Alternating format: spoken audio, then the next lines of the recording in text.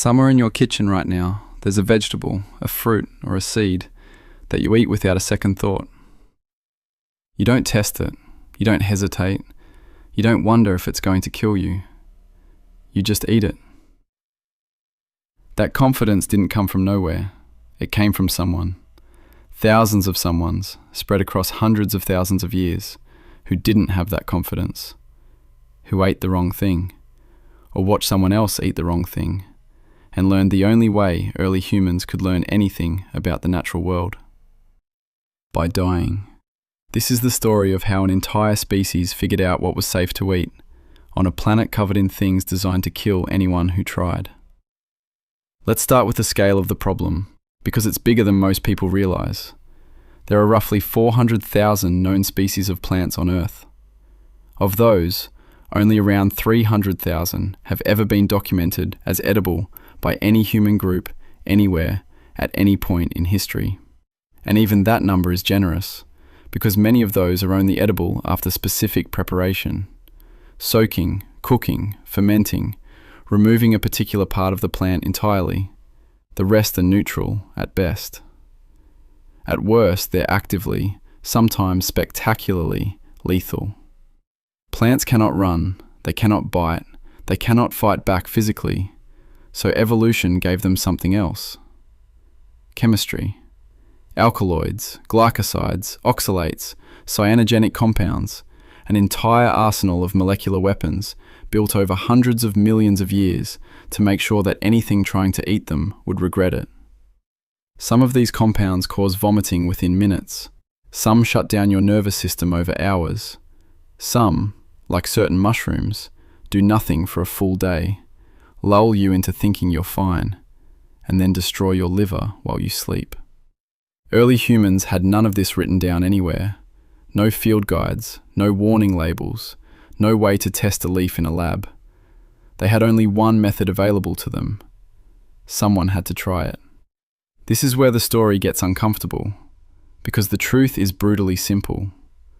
Across tens of thousands of years, in every region humans migrated into, the accumulation of edible plant knowledge happened through a process anthropologists now call trial and error foraging. And the error part of that phrase was rarely gentle. A person, likely hungry, likely desperate, would eat an unfamiliar plant. If nothing happened, that plant entered the group's mental catalogue as probably safe. If the person got sick but survived, the plant entered the catalogue with a warning: maybe edible in small amounts, maybe only after preparation. If the person died, that information also entered the catalogue, permanently, paid for at the highest possible price. Anthropologists studying the few remaining hunter-gatherer societies on Earth, groups like the Hadza of Tanzania, or until recently various Amazonian peoples, have documented that their plant knowledge isn't simple.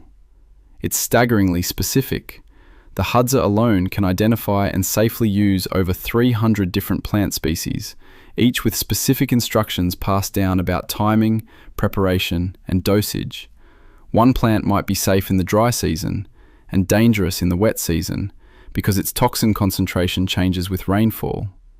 Another might require a full day of soaking and 3 changes of water before the cyanide compounds are reduced to safe levels. Nobody in these societies could explain the chemistry. They didn't need to. They only needed to know the rule. And the rule existed because, at some point in the deep past, someone broke it and didn't survive to tell the story themselves. Someone else did. This is the first key to how the knowledge survived at all. It wasn't stored in any one person's memory. It was distributed across the entire group, repeated in stories, reinforced through ritual, and passed to children not as abstract facts, but as absolute rules wrapped in cultural weight. Like reciting the rule itself. Don't eat that. Don't even touch that. That plant is bad. That plant belongs to the spirits. That plant will make you sick. Taboos, it turns out, are remarkably efficient data storage systems. A taboo doesn't require you to understand the biochemistry of a toxin. It only requires you to follow the rule without question. And rules that get broken tend to kill the rule breaker, which is a uniquely effective way of making sure the rule survives in everyone else. But what we humans didn't only learn through their own trial and error. They had a second source of information, one that seemed almost too clever to be real. They watched the animals. If a bear ate a berry and walked away fine, that was data. If birds stripped the bush clean every autumn without dying, that was data too. Early humans, like virtually every omnivorous species, paid close attention to what other animals around them were eating and avoiding. This wasn't unique to humans. It's a strategy seen across the animal kingdom, sometimes called social or interspecies learning. And in many cases, it worked beautifully. Animal behavior is a genuinely useful signal. If multiple species converge on eating the same plant repeatedly, that plant is very likely safe for a broad range of digestive systems. But here's the twist almost nobody talks about. This strategy has a fatal blind spot, and it's hiding in plain sight in one of the most famous poisonous plants in North America. Pokeweed. Its berries are a deep, almost glamorous purple, and birds eat them constantly, spreading the seeds far and wide. To a human watching from a distance, that would look like an obvious green light. The birds are eating it. It must be fine. It is not fine. Pokeweed berries, along with the rest of the plant, contain toxins that are dangerous to humans and can cause severe vomiting, cramping, and in significant doses, death. Birds can eat them safely because bird digestive systems process the relevant compounds completely differently than mammalian ones do.